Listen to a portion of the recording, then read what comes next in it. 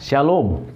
Bersama saya Pendeta Jandri Tumangger akan menyampaikan garis besar pelajaran sekolah sahabat kita dengan judul Air Bah. Pelajaran yang keempat ini diawali dengan menampilkan penilaian Tuhan yang sangat kontras ketika pada waktu awal penciptaan dengan setelah pasal yang ke-6. Dalam Kejadian pasal 1 ayat 31 katakan, Tuhan melihat bahwa segala yang dijadikannya itu sungguh amat baik. Tetapi kemudian dalam Kejadian pasal 6 ayat yang kelima katakan, ketika dilihat Tuhan bahwa kejahatan manusia besar di bumi dan kecenderungan hatinya selalu membuahkan yang jahat. Atas penilaian ini, maka ayat yang ke-6 dari Kejadian pasal 6 katakan, menyesallah Tuhan. Bagaimana memahami hal ini? Apakah Tuhan itu pelin-pelan? Apakah penyesalan timbul karena Tuhan kurang mempersiapkan segala sesuatu dalam penciptaan sehingga Tuhan menyesal? Inilah dilemanya ketika kita menggunakan bahasa manusia untuk menjelaskan tentang Tuhan dan tentang perasaannya. Tetapi mari kita coba untuk menguraikan situasinya. Semoga membantu kita memahami kata menyesal dalam Kejadian pasal 6.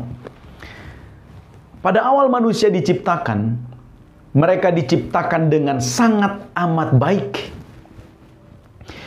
Mereka memiliki kemampuan yang mulia, dan mereka ditempatkan di tempat yang aman dan menyenangkan.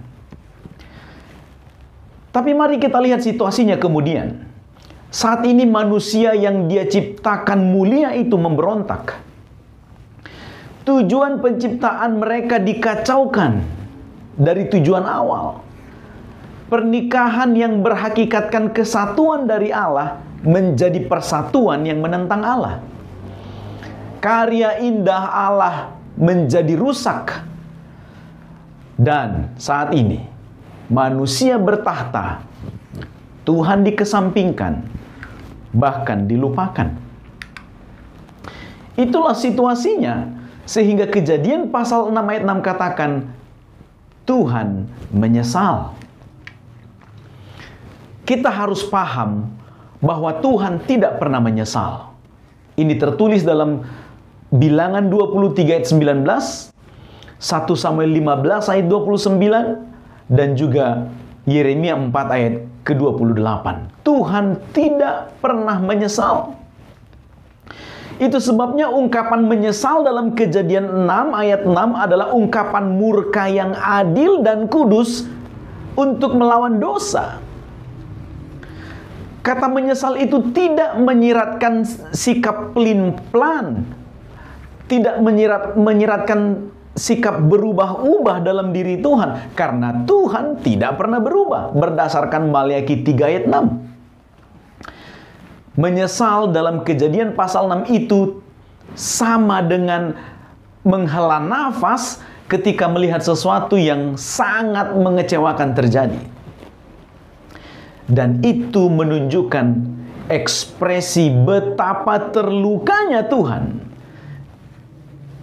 karena kasih-Nya yang mendalam kepada manusia. Oleh karena situasi yang seperti itu, Kejadian 6 ayat 7 menulis, Aku akan menghapus manusia yang telah kuciptakan itu. Apakah Tuhan kejam atas tindakannya mendatangkan air bah? Kita harus paham ini. Baik penyelamatan maupun penghukuman sama-sama menegaskan dan meninggikan Tuhan. Mereka yang benci untuk diperbaharui oleh anugerah Tuhan akan hancur oleh keadilan Tuhan. Berikut beberapa pelajaran dari peristiwa air bah yang bisa kita peroleh. Pertama, air bah bukan hanya berbicara tentang Tuhan yang menghukum, tetapi air bah juga berbicara tentang Tuhan yang menyelamatkan. Karena Kejadian pasal 6 ayat 7 dan 8 katakan, aku akan menghapuskan manusia, tetapi Nuh mendapat kasih karunia Tuhan.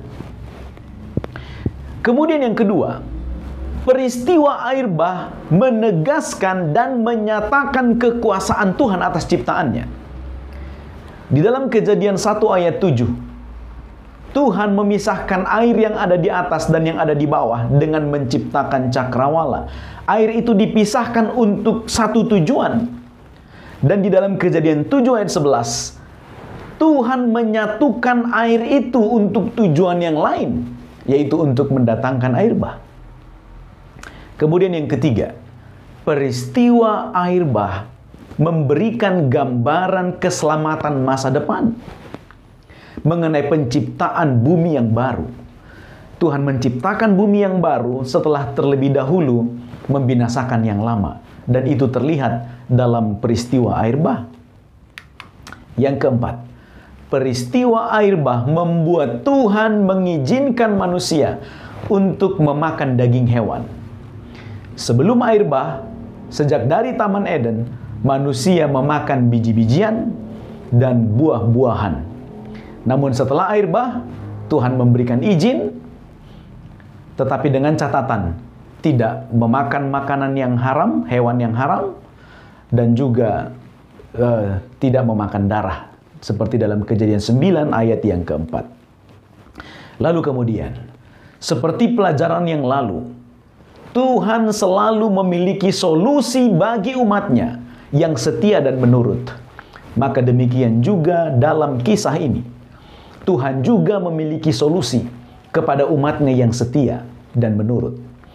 Tuhan menuntun Nuh dalam membangun bahtera yang akan memungkinkan kelangsungan hidup umat manusia. Tuhan berjanji akan menjamin keselamatan Nuh dan keluarganya karena penurutan mereka. Kejadian pasal 6 ayat 18. Iman Nuh dibuktikan dalam penurutannya.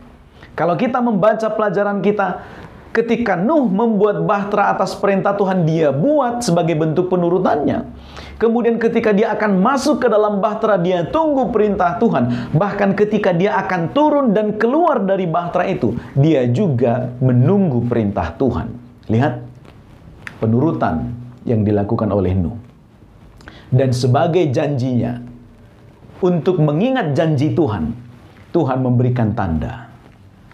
Jika pada pelajaran yang lalu, pelajaran pertama tentang penciptaan, Tuhan memberikan Sabat sebagai tanda penciptaan, tanda kepemilikan, maka sekarang Tuhan memberikan pelangi sebagai tanda.